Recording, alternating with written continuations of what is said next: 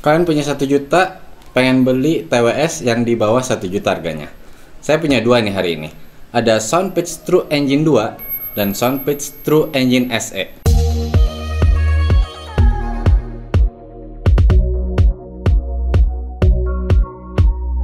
Halo teman-teman, ketemu lagi di Bongkar Bro.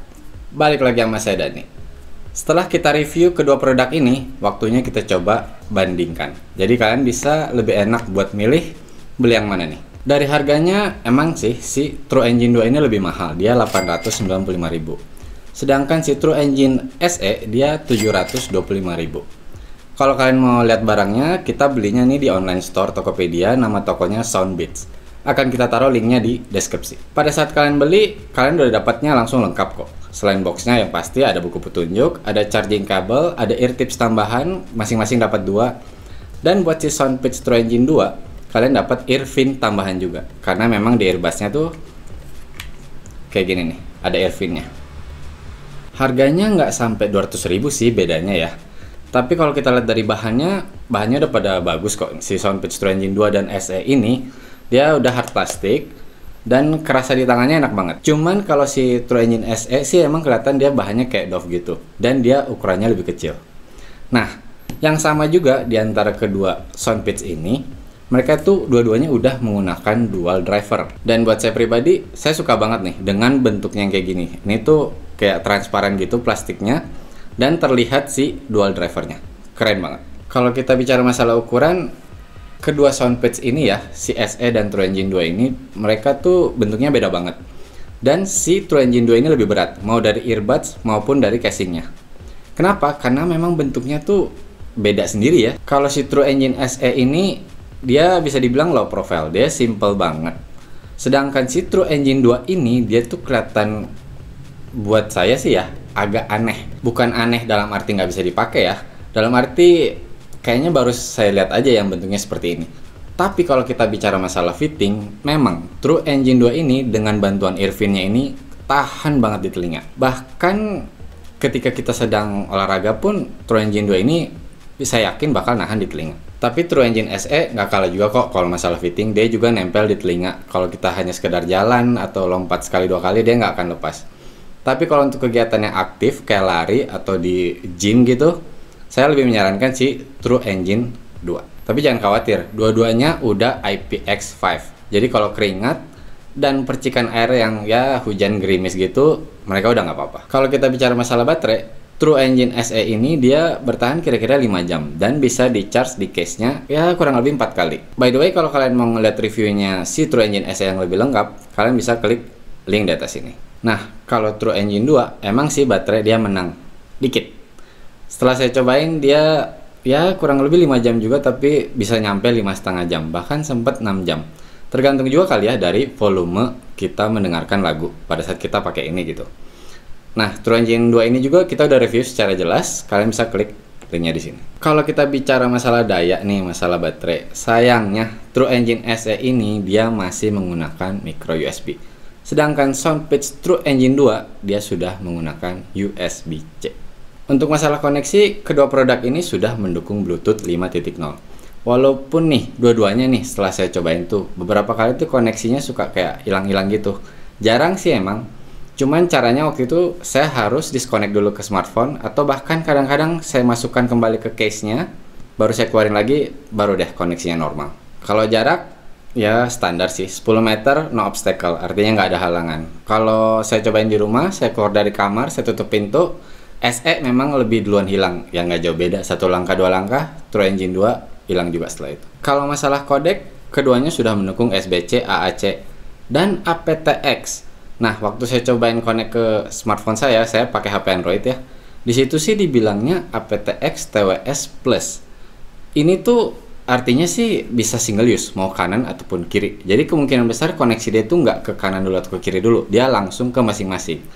Dan terlihat banget ketika di menu Bluetooth HP kalian itu memang ada 2, dan biasanya dia R dan L, right dan left, kanan dan kiri. Dengan aptX-nya apakah udah nggak delay?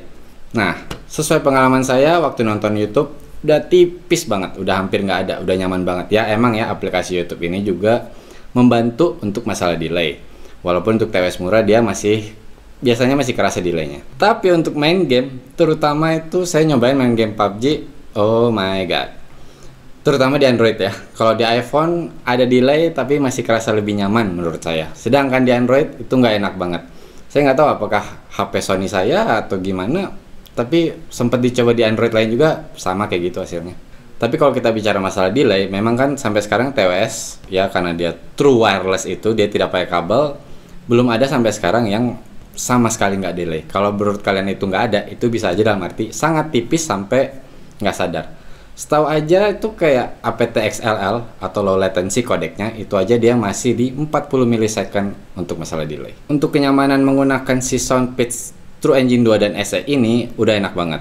Kontrol di setiap earbudsnya itu udah lengkap banget. Play, pause, next track, previous track, angkat telepon, bahkan mengganti di antara dua panggilan yang sedang aktif. Dan yang pasti juga mengakses voice assistant. Cuman bedanya, kalau si Soundpeach True Engine 2 dia touch sensor.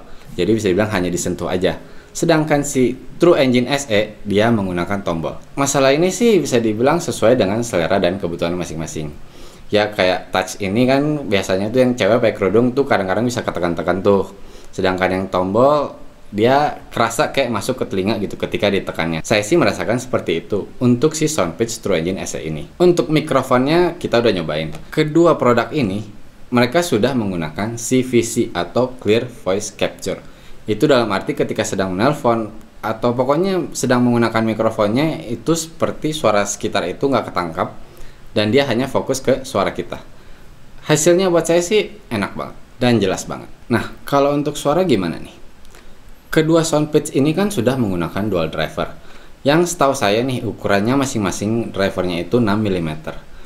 Dual drivernya ini yang satu itu untuk menyalurkan suara dari low ke mid. Sedangkan yang satunya lagi dia fokus ke high. Hasilnya memang sih ya kuping orang itu beda-beda. Ada yang lebih suka detail, ada yang nyari bass, ada yang pengennya treble yang enak, ada yang biar suara vokalnya yang perfect, bisa dibilang seperti itu. Yang pasti kalau kedua Soundpeach ini masalah low, mid, dan high-nya mungkin karena dual drivernya itu juga ya.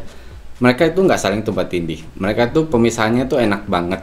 Di telinga itu bisa dibilang empuk. Treble-nya kerasa enak banget, nyaman banget, dia nggak nusuk. Suara vokal juga jernih, mau suara cowok maupun suara cewek, dan dia nggak terlalu tertutupi. Untuk si True Engine SE.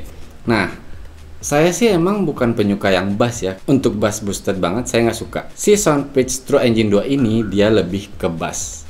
Beda sama True Engine SE yang menurut saya dia lebih ke detail. Bass si Soundpeach True Engine 2 ini dia tetap punchy kok dan dia juga bulat. Cuman nih kerasanya tuh kalau dibandingkan sama si Soundpeach True Engine SE, detailnya tuh jadi kurang. Sedangkan si True Engine SE itu lebih kerasa lagi untuk masalah detail. Dan buat saya si SE kedengarannya jadi lebih jernih. Tapi yang saya notice banget nih perbedaan dari Soundpeach True Engine 2 dan True Engine SE ini, yaitu di volume. Kalau si Soundpeach True Engine 2 ini dia kerasa volumenya lebih gede. Biasanya tuh saya dengerin lagu volume di 50 atau 60%. Dan seperti itu saat saya menggunakan True Engine 2. Tapi ketika saya menggunakan True Engine SE, volumenya itu kerasa lebih kecil, jadi saya harus di 70 bahkan 80% kadang-kadang untuk mendengarkan lagu, baru kedengarannya nyaman di telinga saya. Kalau kita bicara soundstage kurang lebih sama, menurut saya cukup. Intinya kalau masalah suara, dual driver di kedua produk ini, kedua True Engine ini tuh bekerja dengan sangat baik. Buat kalian yang biasanya pakai single driver, pakai yang dual driver seperti ini, tuh ada kerasa sesuatu yang berbeda. Tapi bukan hal yang buruk, dalam arti enak dan memuaskan. Tapi nih ada pengalaman pribadi saya nih. Ketika saya pakai si Soundpeach True Engine 2 ini, nggak tahu kenapa kadang-kadang si treble itu dia kayak pecah gitu dan kerasa kayak apa ya, bikin kaget aja gitu, kayak nusuk sedikit aja dan itu hanya sesaat. Walaupun itu biasanya di lagu-lagu EDM. Sedangkan si Soundpeach True Engine SE saya nggak pernah dapat pengalaman seperti itu. Saya nggak tahu apakah produk yang ini yang nggak bermasalah atau memang True Engine 2 seperti itu. Kesimpulannya, kalau kalian emang pengen yang bass, bisa dibilang bass boosted, bisa dipakai aktif, olahraga, lari, atau nge-gym, True Engine 2 ini udah pas banget. Sedangkan buat kalian yang pengen buat casual aja, tapi pengen suaranya detail dan nyaman banget untuk dipakai, walaupun bisa dibilang bassnya nggak terlalu kuat, nggak terlalu powerful, True Engine SE ini udah pas banget.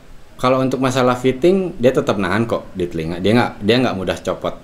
Asalkan tidak dipakai untuk kegiatan yang aktif. Oke, sekian videonya. Terima kasih banyak sudah menonton. Kalau suka videonya bisa di like. Kalau ingin mendukung channel kita, kalian bisa subscribe dan klik loncengnya biar nggak ketinggalan video-video dari Bongkar Bro.